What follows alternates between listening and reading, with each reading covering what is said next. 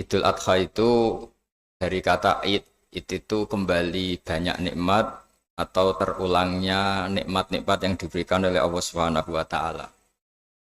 Kemudian Al-Adha ini banyak yang mengatakan terkait dengan ibadah penyembelihan kurban disebut Idul Adha atau Idul Kurban. Saya cerita sedikit tentang sejarah Idul Adha. Dulu ada seorang malaikat yang menjelma sebagai manusia dan beliau ini komunikasi dengan Nabi Ibrahim. Sebelum saya cerita jauh, saya katakan juga saya ingatkan lagi bahwa cara berpikir kita sebagai mukmin itu harus berpikir awal al-khilqah. Awal kita dijadikan oleh Allah Ta'ala, yaitu Nabi Adam materinya dari tanah, nyatanya bisa jadi Nabi Adam. Kita dari sperma, nyatanya bisa jadi manusia. Dengan konstruksi yang sempurna. Dengan cara seperti ini, nanti bayangkan kekuasaan Allah yang tidak terbatas menjadi mudah. Saya teruskan, si malaikat tadi tanya ke Nabi Ibrahim, saya minta kambing kamu. Oh ya silahkan. Asal kamu melantunkan kalimat tasbih, terus dibaca tasbih, indah sekali, merdu, terus bisa minta tambahan kambing, ya. Sampai beberapa kali. Demi Allah, ini baru kambing, baru hewan. Andaikan anak saya pun, kalau demi Allah saya kurbankan. Singkat cerita, versi riwayat ini, suatu saat Nabi Ibrahim diuji dengan dimintanya anak untuk dikurbankan. Ketika beliau atas nama seorang bapak agak keberatan, terus diingatkan ulang oleh Allah Ta'ala, janji beliau demi Allah, anak pun saya kurbankan. Walhasil akhirnya beliau melakukan itu. Dan karena Allah hanya menguji, tidak niat betulan supaya anak itu disembelih, akhirnya diganti oleh kambing. Jadilah tradisi kurban itu pakai kambing. Kemudian secara fikih ada padanan-padanan yang cukup menggantikan kambing, yaitu ada sapi, ada unta, dan seterusnya, dan seterusnya. Yang menarik dari sekian referensi yang saya baca, dan ini harus disosialisasikan lah. Sebagian versi itu adalah bahwa Nabi Ibrahim ketika diangkat di alam malakut, di alam langit sana, itu ketemu Allah, kemudian Allah tanya, Ibrahim, banyak hamba-hambaku yang durhaka, tidak tahu saya sebagai Tuhannya. Terus kata Ibrahim, usul ya Fa'amidhum, bunuh saja ya Allah. Setelah itu tanya lagi, ada yang pezina, ada yang koruptor, ada yang pokoknya dosa-dosa yang buruk sekali. Dan di semua itu Nabi Ibrahim usul, mereka hidup di bumi engkau ya Allah, makan rezekimu ya Allah, maka mereka enggak sopan sekali, enggak ngerti engkau. Terus singkat cerita minta itu diadab, siksa. Suatu saat versi referensi ini di kitab Hikam, kalau di kitab saya halaman 15 juz 2, suatu saat Nabi Ibrahim itu diminta sama Allah menyembelih Ismail. Citra ini penting sekali. Setelah disuruh menyembelih Ismail, Nabi Ibrahim komplain. Ya Allah, ini anak saya, samratu fuadi, buah hati saya, kenapa engkau seenaknya minta saya sembelih? Gitu. Enggak bisa ya Allah, ini samratu fuadi, buah hati saya. Terus kata Allah, orang-orang yang durhaka yang kamu usulkan supaya saya bunuh itu hamba saya menciptakan mereka, dasar saya mencintai mereka, karena itu ciptaan saya. Anda enak saja usul saya matikan, saya bunuh.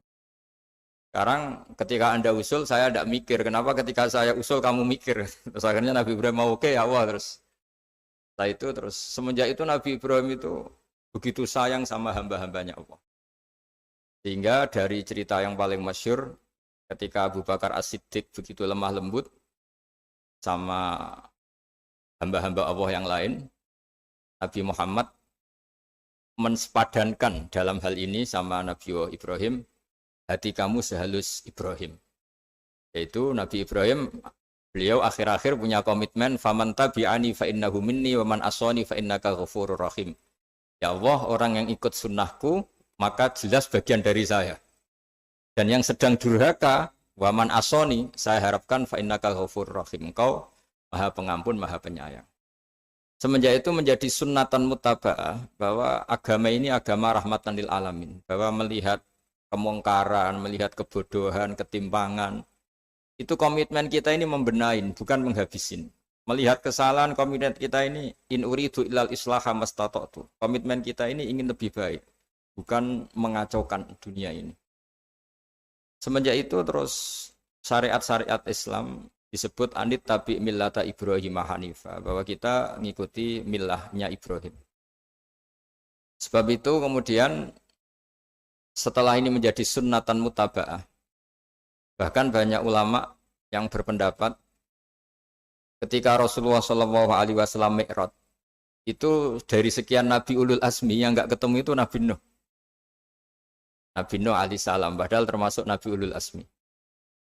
Itu banyak yang menganalisis karena Nabi Nuh itu pernah berdoa, Rabbi la tadhar alal ardi minal kafirina dayaro. Nabi Nuh adalah Nabi yang pernah cara Jawa maksudno kaumnya, mendoakan buruk sama kaumnya. Dan itu tidak manhaj, tidak metode yang Nabi Muhammad disuruh ikut metode itu. Tapi Nabi disuruh ikut manhaj atau pola sosiologi, pola dakwah atau pola sosial yang harus mengikuti Nabi Ibrahim anit tabi millata Ibrahim Hanifa. Nabi Ibrahim itu orang yang sangat lemah lembut, yang ngendikan faman tabi'ani fa innahu minni wa man asani fa innaka ghafurur rahim.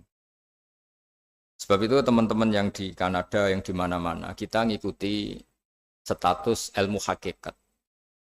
Di ilmu manusia, negara ini milik Kanada, milik Amerika, milik Eropa misalnya, atau milik mana sajalah. Tapi di status ilmu hakikat, semua itu milik Allah. Sehingga di antara ciri khas Islam adalah kalau dulu agama-agama lain harus salat di tempat peribadatan mereka. Islam mengatakan ju'ilat lanal ardu kulluha masjidan. Semua bumi Allah itu masjid tempat sujud. Sehingga orang Islam fa'enama adrokatu sholat, kamu kapan saja ketemu waktu sholat, ya sholat. Semua bumi Allah itu tempat sujud. Sehingga suatu saat sahabat yang biasa siaha, biasa hidup di perantauan, Nabi memberi nasihat, al-bilad biladullah wal ibad ibadullah, fahaitsuma asabta khairan fa'akim. Semua negara itu milik Allah, semua hamba dimanapun juga hamba Allah. Kamu di mana saja mendapatkan kebaikan, ya silakan berdomisili di situ. Saya pernah di Korea, itu asik karena itu yang orang-orang katanya teman-teman, saya ini di rumah itu enggak kiai, Gus. Sering di sawah, sering di Tegal. Gara-gara di Korea jadi mufti gitu. Karena enggak ada kiainya gitu. Jadi orang-orang yang enggak jadi kiai di Jawa, mungkin kalau di luar Jawa atau di luar Indonesia malah jadi kiai gitu. Artinya gini, pentingnya jadi kiai bukan menjadi gagah, itu enggak, tapi begini. Dulu bawaannya rakyat itu kan kalau ke masjid komplain, ada masjid bocor kayak ada keran yang kurang baik. Tapi kalau sudah jadi kiai itu tahu rasanya. Betapa nata masjid itu susah, ngelola masjid itu susah, nyari imam itu juga susah, melanggengkan jamaah juga susah. Jadi pentingnya jadi kiai itu bukan gagah-gagahan jadi imam, tapi bertanggung jawab atas proses yang berjalan. Jika dulu di antara nasihat bapak saya, bapak itu termasuk orang yang nggak suka sama orang tawadhu, orang yang sopan. Dulu saya juga iskal itu janggal. Kata bapak, wong tawadhu itu apik, orang sopan itu baik. Tapi biasanya itu cara orang menghindari tanggung jawab. Disuruh jadi kiai nggak mau. Tapi kalau ada kiai salah komplain itu. Disuruh jadi menteri nggak mau, kalau ada menteri salah komplain itu. Disuruh jadi apa nggak mau. Kesannya tawadhu, tapi sebenarnya hanya menghindari tanggung jawab. Disuruh pidato nggak mau, disuruh jadi MC nggak mau. Tapi kalau ada orang salah komplain itu. Jika kata bapak tawadhu itu baik, asal tawadhu betul. Gitu. Tapi kebanyakan nggak, tawadhu itu menghindari tanggung jawab sambil cari salahnya orang lain. Nah ini yang tawadhu yang akhirnya kurang baik. Nah teruskan, jadi Nabi Ibrahim ini panutan yang luar biasa. Beliau adalah orang yang alami sekian proses sosial yang akhirnya diakui sebagai Khalilur Rahman, orang yang sangat dicintai Allah Ta'ala. Di antara sebab dicintainya Nabi Ibrahim adalah seperti yang dialami Nabi Adam. Nabi Adam ketika turun di bumi, itu keresahan pertama itu bukan karena kurang makanan atau kurang minuman, itu enggak. Beliau turun di bumi mendapati bangsa yang lain, kalau dalam kitab disebut Banul Jan. Itu dia janggalnya Masya Allah. Ini orang makhluk-makhluk ini kok tidak kenal sama Allah yang menciptakannya. Kan aneh ya kalau kita hidup di Kanada terus nggak tahu PM-nya siapa, Perdana Menterinya siapa, kita hidup di Indonesia nggak tahu presidennya siapa. Itu kan aneh. Kita hidup di kampung nggak ngerti lurahnya siapa aja aneh. Ini hidup di buminya Allah kok nggak tahu Allah itu siapa. Nggak pernah menyebut Allah. Padahal harusnya yang paling dikenal pertama itu ya zat yang menciptakan kita, menciptakan langit bumi dan sebagainya. Sehingga beliau itu gerutu itu komplain. Ya Allah ini enggak fair dunia ini, engkau yang menciptakan, engkau yang memberi rezeki, kemudian mereka enggak kenal engkau. Ini kata Nabi Adam alaihissalam. Barokahnya komplain itu, jadi komplain itu yang diridhoi Allah juga banyak. Akhirnya Allah meridhoi Nabi Adam, dosa-dosanya, salahnya itu diampuni. Ya ukuran seorang Nabi, beliau dianggap salah itu diampuni, karena keresahan beliau itu takut Allah enggak dikenal.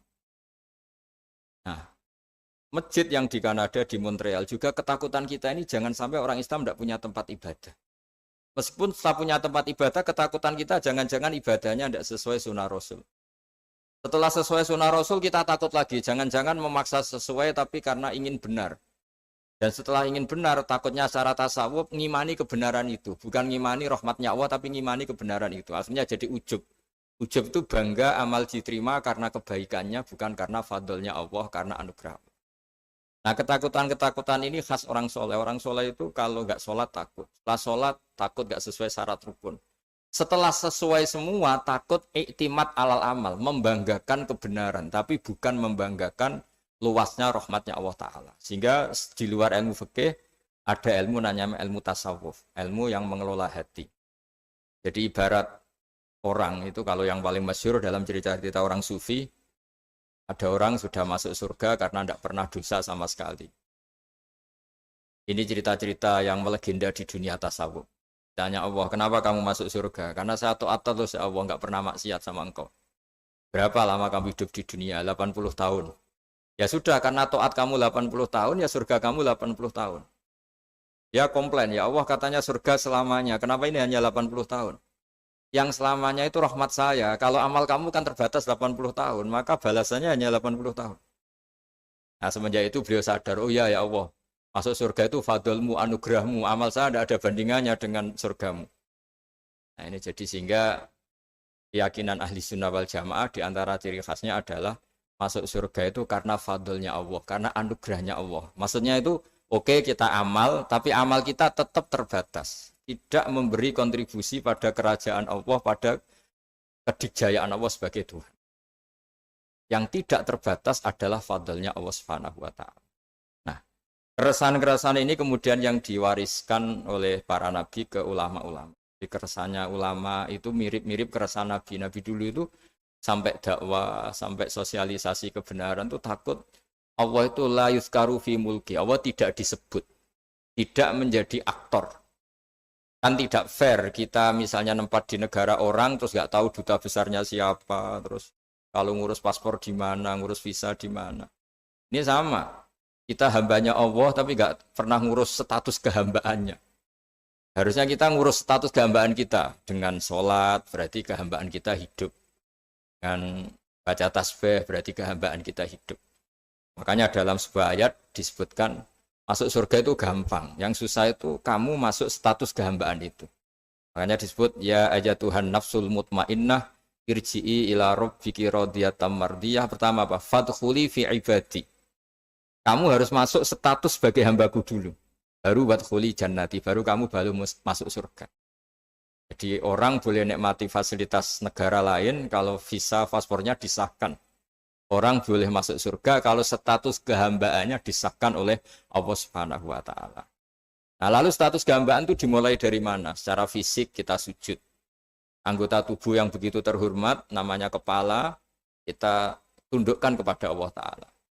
Hati kita, akal kita yang ingin menguasai dunia misalnya, ambisi itu kita kalahkan untuk hanya tunduk kepada aturan-aturan Allah Subhanahu wa Ta'ala. Kekhawatiran kita akan menghadapi alam akhirat, nah ini yang penting. Nanti setelah kita mati kayak apa, jadi debu, jadi tanah, lalu bangkit kita gimana? Sebagaimana mukadimah saya, ingatlah an-nas'atil ula. Ingatlah penciptaan pertama bahwa Allah punya reputasi menciptakan Nabi Adam dari tanah dan di tubuh Nabi Adam itu tersimpan calon generasi berikutnya ila yaumil qiyamah. Kayak apa susahnya bikin Nabi Adam kalau andikan kita boleh berpikir. Bikin satu master manusia yang akan melahirkan manusia seluruh dunia. Ibaratnya chipnya itu sudah ada di punggung Nabi Adam. Dan itu materinya dari tanah. Dengan berpikir gitu, maka ketika kita meninggal, sudah jadi tanah, kembali lagi jadi manusia adalah hal yang mudah. Karena Allah punya reputasi menciptakan manusia super, yaitu Nabi Adam dari tanah. Jika setiap kali kita iskal janggal terhadap kekuasaan Allah, kata Allah Ta'ala, Qul yuhihal ladzi ansha'aha awwala marrah. Kalau kamu janggal terhadap kemampuan saya, kemampuan kami menghidupkan tulang belulang yang sudah rapuh, sudah hancur, maka ingatlah reputasi saya, kata Allah, reputasi kami menciptakan Adam dari tanah. Ya, para nabi itu, ini semoga teman-teman yang di Kanaja masih ingat betul iman yang dilatih para guru kita di Jawa, di Indonesia. Para nabi itu saking imannya sama Allah, itu tidak ada, sampai kasarnya itu nggak tahu bedanya antara hal itu masuk akal maupun tidak. Saya beri contoh begini, kalau dalam ilmu tauhid, dan ini harus kita latih terus sampai ketemu Allah Ta'ala. Ketika telur jadi ayam, itu sebetulnya itu kita juga tidak ikut mampu bikin telur jadi ayam. Tapi berhubung sering terjadi, kita bilang telur jadi ayam itu mungkin. Mungkin itu ya mungkin sering terjadi. Padahal sering terjadi ini juga tidak yang jenis kita ikut berkontribusi. Lalu ketika sering terjadi ini kita bilang itu mungkin. Padahal saat kita bilang mungkin, juga hakikatnya kita tidak ikut menciptakan telur menjadi ayam. Lalu karena seringnya telur jadi ayam, kita bilang telur jadi ayam itu mungkin. Mungkin itu nggak muhal. Begitu juga bebijian, nanti jadi pohon besar yang rindang, yang berbuah, kita katakan mungkin. Kenapa kita katakan mungkin? Karena itu sering terjadi. Toh kita pun tidak ikut menciptakan biji jadi pohon besar, telur jadi ayam. Artinya apa? Zaman sesuatu itu sering terjadi, kita pun sebetulnya tidak pernah ikut menciptakan. Hanya menyaksikan sering, terus kita bilang itu mungkin. Tapi kita tidak memberi kontribusi sama sekali. Semua itu karena kudrohnya Allah, kemampuan Allah. Lalu ketika ada orang yang bilang batu ini bisa melahirkan onta, kita bilang mohal, batu itu tidak mungkin melahirkan onta. Tapi kalau seorang nabi itu nggak tahu bedanya antara batu melahirkan onta dengan indukan onta melahirkan onta. Karena nabi-nabi itu makomnya sudah sangat tinggi. Ketika onta induk melahirkan onta juga tidak atas kemampuan onta induk. Onta induk tidak punya kemampuan menciptakan onta. Juga karena kudrohnya Allah Ta'ala. Sehingga kalau batu mengeluarkan onta juga mungkin kalau Allah menghendaki. Hingga ketika Nabi Soleh diminta kaumnya, apa bukti engkau Nabi? Tunjukkan ayat kalau engkau Nabi. Yang kamu minta apa? Seekor onta keluar dari batu besar ini. Nabi Soleh dengan entengnya berdoa sama Allah dan keluarlah onta keluar dari batu. Nah itu makom yang paling tinggi. Makom paling tinggi itu kita mendudukkan Allah sebagai zat yang tidak terbatas kudrohnya. Hingga para nabi itu terus punya mukjizat. Nah, mukjizat itu untuk mengingatkan ulang bahwa Allah itu tidak terbatas kemampuannya. Bagaimana unta keluar dari batu besar zaman Nabi Soleh, zaman Nabi Muhammad air keluar dari jemarinya Rasulullah SAW, Nabi Ibrahim dibakar tidak mempan, tetap sehat, tetap bugar. Karena semua ini sebagai bukti bahwa kudrohnya Allah tidak terbatas. Iman-iman seperti ini harus kita jaga. Apapun rasionalitas kita dan meskipun kita selalu rasional, tetap menyisakan iman bahwa kudroh Allah itu tidak terbatas. Sehingga ketika ada cerita kematian orang soleh itu ditangisi langit dan bumi, kita tidak usah iskal, tidak usah janggal. Masa bumi bisa menangis? Karena kita yang sekarang bisa nangis adalah materinya dari tanah. Materinya dari bumi. Terus iman ini kita jaga sehingga kalau kita yasinan, masih ingat, Allah kalau mengingatkan kudrohnya yang tidak terbatas, manusia disuruh ingat, Qul yuhyihal ladzi ansha'aha awwala marrah. Kamu harus ingat bahwa Allah itu yang menghidupkan kamu menghidupkan semuanya ketika kamu belum menjadi seperti ini. Jadi intinya itu kita ingat meskipun telur itu lazim jadi ayam, tetap tidak karena kudrohnya ayam itu, tapi karena kudrohnya Allah. Indukan unta melahirkan anak unta juga bukan kemampuan indukan unta, karena ini juga makhluk yang lemah, tapi juga kemampuan Allah Subhanahu wa Ta'ala. Sehingga dengan demikian kita termasuk hamba Allah sesuai target yang diingatkan Allah. Falamma tabayyana lahu qala a'lamu annallaha ala kulli syai'in qadir. Hamba Allah yang baik adalah hamba ketika menyaksikan fenomena apapun, semua itu li ta'lamu annallaha ala kulli syai'in qadir wa annallaha qad ahata bi kulli syai'in ilma. Apapun di alam raya ini semuanya itu bukti bahwa Allah ala kulli syai'in qadir, Allah kuasa dan Allah meliputi semua makhluknya dalam pandangannya, dalam pantauannya. Jadi saya mohon teman-teman yang di Montreal, yang di Kanada juga di manapun harus ingat status hakikat bahwa al-bilad biladullah wal ibad ibadullah fa haitsu ma asabta khairan fa'akim. Negara hakikatnya milik Allah, semua hamba juga milik Allah. Di mana saja kamu berada dan menemukan kebaikan, silahkan hidup di situ. Tentu dengan sosialisasi yang baik, baik dengan non-muslim maupun dengan muslim, karena Allah mengajarkan waqulu linnasi husna.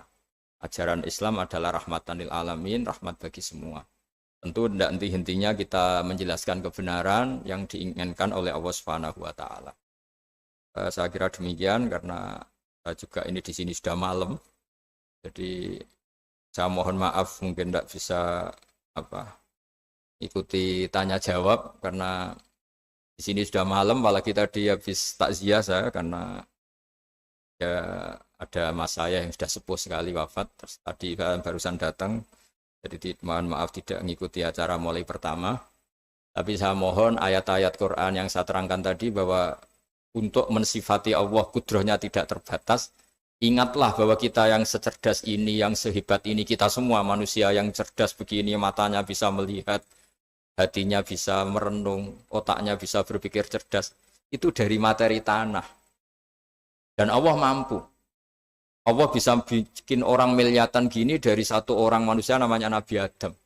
Kayak apa susahnya bikin konstruksi Nabi Adam kalau boleh dibahasakan. Dan itu Allah punya reputasi mampu. Dengan cara seperti itu kita akan gampang iman bahwa kita setelah meninggal dan menjadi tanah, ya sama seperti kita masih hidup. Zaman kita hidup ya tidak tahu cara kerja jantung kita, nafas kita, uratnya gimana, terus sistem tubuh. Meskipun ilmu medis ngerti mengurai itu, tapi tetap saja hanya ngerti, tidak menciptakan. Yang menggerakkan jantung, organ tubuh kita tetap Allah Subhanahu wa Ta'ala. Dia yang Al-Fa'ilul Mukhtar, dia yang semuanya mengendalikan kita. Artinya zaman kita hidup pun sebenarnya kita yang tidak mengendalikan kita. Nafas kita ya dalam kendali Allah, ikhtiar kita dalam kendali Allah. Sama setelah kita mati juga dalam kendali Allah. Ya guru-guru kita semuanya melatih inna sholati wa nusuki wa mahyaya wa mamati lillahi rabbil alamin. Hakikat ibadah kita, hakikat hidup kita, hakikat mati kita, semuanya tidak dalam kendali kita. Semua itu dalam kendali Allah Ta'ala. Dengan demikian terus kita insya Allah ingin jadi hambanya dulu. Baru setelah jadi hambanya, baru sah menjadi ahli penghuni surganya. Wadkhuli fi ibadi, baru wadkhuli jannati. Masuklah berstatus sebagai hambaku, baru engkau, kalian semua layak menjadi penghuni surgaku. Mohon maaf atas semua kesalahan. Billahi taufik. Wassalamualaikum warahmatullahi wabarakatuh.